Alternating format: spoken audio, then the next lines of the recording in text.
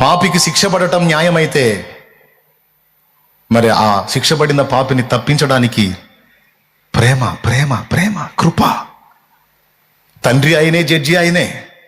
జడ్జిగా శిక్ష విధించాడు, తండ్రిగా ఆ శిక్షను తానే మోసి అటు కృపను, సత్యమును, న్యాయమును, ప్రేమను రెండింటినీ గెలిపించడానికి తను బలయ్యాడో.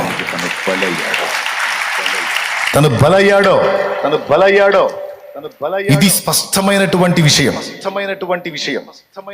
ఈ విధంగా న్యాయాన్ని గెలిపించి, ప్రేమని గెలిపించి, రెండింటిని గెలిపించడం కోసం తను బలైనటువంటి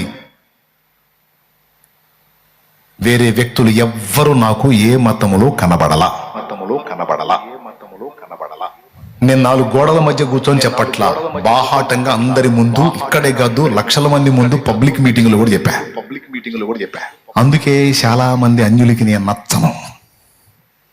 ఆగర్భ శత్రువుని, ఈడెప్పుడు చస్తాడా అని ఎదురు చూస్తున్నారు వాళ్ళు.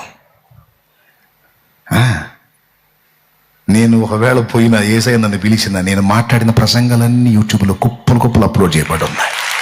దేవునికి స్తోత్రం కలుగునుగా. నన్ను వైనం చేసిన నా స్వరం మోగుతానే ఉంటది. పాటల రూపంలో మోగిద్ది, ఉపదేశాల రూపంలో మోగిద్ది. ఇవన్నీ కాక పుస్తకం కూడా రాసుది. అంతే వాళ్ళకి. ఇక హర్రర్ మూవీలో సాంగ్ నేను వేడని నీడను నేనే అని.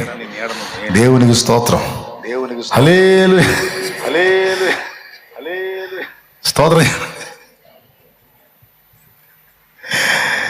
ఏసే మార్గము, ఏసే సత్యము, ఏసే జీవమురా, ఏసే జీవమురా.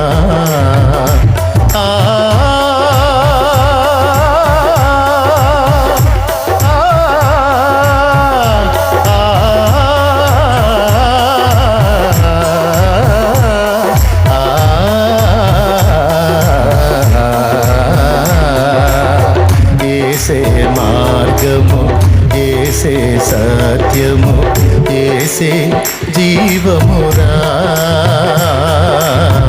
ఏసే జీవమురా.